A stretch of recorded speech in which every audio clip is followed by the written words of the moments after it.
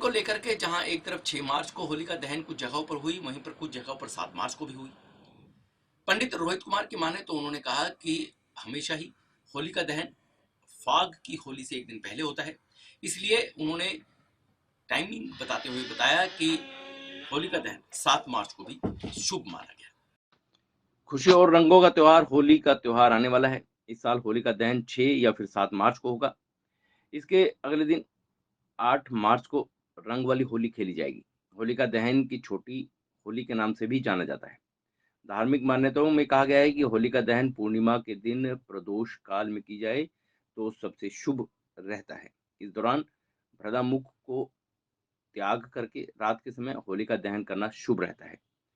होलिका दहन 7 मार्च को होगा और 8 मार्च को होलिका खेली जाएगी, लेकिन कई जगहों पर होलिका दहन 6 मार्च को रहेगा।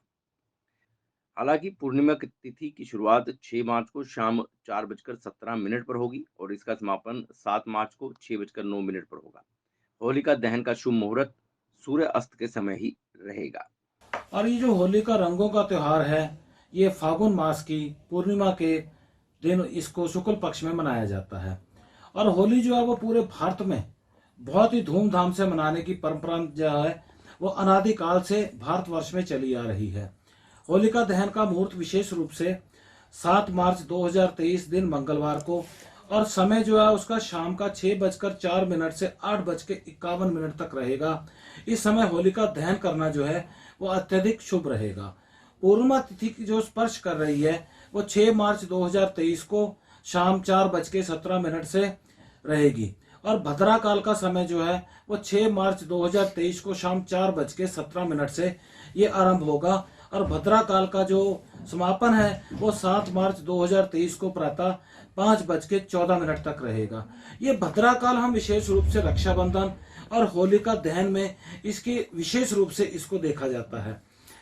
और होलिका दहन की कथा तो सर्वविदित है, और इस कथा का तात्पर्य ये होता है कि भगवान सैदव अपने भगवान की जो तत्पर रहते हैं अपने भक्त की रक्षा करने के लिए। जब भी भक्त पुकारते हैं भगवान को और भगवान अपने भक्त की रक्षा करने के लिए सदा तत्पर रहते हैं, ये होलिका दहन की कथा से हमें सर्वविदित होता है। 7 मार्च को होलिका दहन के बाद 8 मार्च को रंग खेलना, जिसको हम दिलिंडी के नाम से भी जानते हैं, ये पर्व रहेगा।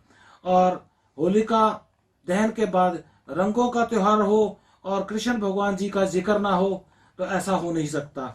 ब्रिज की होली पूरे विश्व में मशहूर है। ब्रिज और कान्हा जी ने राधा रानी जी के संग और सखियों के साथ जो रंग खेला था उसका आनंद आज तक जो है वो सभी ले रहे हैं। और होलिका दहन जो है विशेष रूप से उसके अंदर हमको अपने जो संदेह हैं, जो शक हैं, जो अहंकार हैं, जो वैर भाव हैं, हमारी बुराइयां हैं, जो द्वेष हैं, हमको इनकी होली जो है दहन करनी चाहिए। क्योंकि हम होलिका के ऊपर, होली के शुभ अवसर पर हम सब अपनी आपस की शत्रुता को भूलकर एक दूसरे को मित्रतावत रंग लगाते हैं। तो मैं यही कहना चाहूंगा कि सभी शत्रुता का जो है वो दहन करें होलिका में और खुशियों का त्योहार मनाएं। और होलिका दहन से पहले होलाष्टक का भी बहुत प्रमुख अहम किरदार रहता है।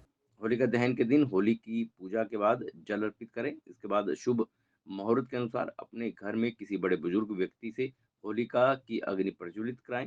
होलिका की अग्नि में फसल सेकें।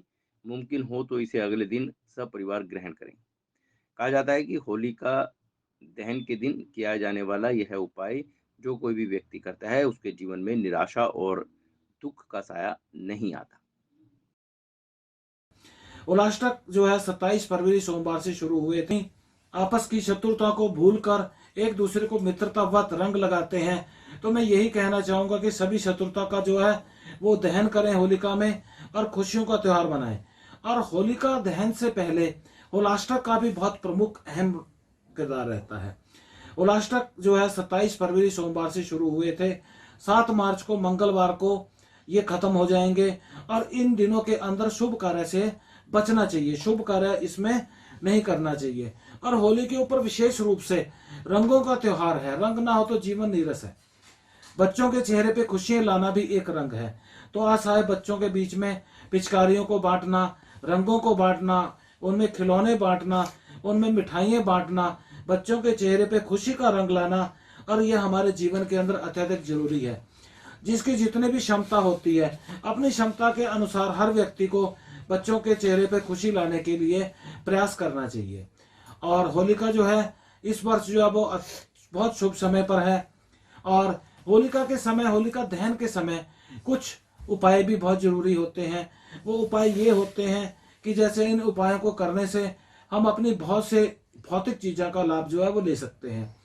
इसमें सबसे पहले हम अपने जीवन में आने वाले किसी भी संकट को नष्ट करने के लिए 5 नारियल के गोले 21 पतासे लेके अपने ऊपर से उतार के होलिका दहन में डालने से हमारे आने वाले संकटों का शमन होता है। और अगर कोई व्यक्ति रोगी है और रोग से मुक्त होना चाहता है, शीघ्र 1 नारियल के गोले में तिल का तेल भर के और उसके अंदर तिल भर के अपने ऊपर से उसको 11 बार उतार के होलिका दहन में डालने से अत्यधिक उस व्यक्ति को लाभ मिलता है। और अगर व्यक्ति अपनी शोहरत चाहता है, आर्थिक तंगी को दूर करना चाहता है, तो उसके लिए उसको 1 नारियल के गोले में देसी घी भर के, मिश्री भर के अपने ऊपर से उतार के और उसको होलिका दहन में डालना चाहिए।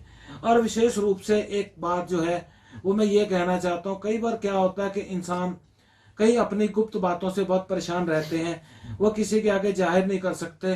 तो एक कागज के ऊपर अपनी बातों को लिख के काले पेन से नारियल के गोले के अंदर उसको भर के सरसों का तेल डाल के उसको होलिका दहन में दहन कर सकते हैं।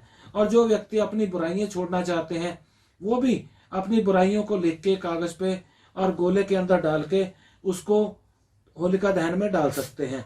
और ये सारे उपाय करने के बाद 7 बच्चों में खिलौने बांटना, पिचकारी बांटना और मिठाई बांटना ये भी अति आवश्यक है।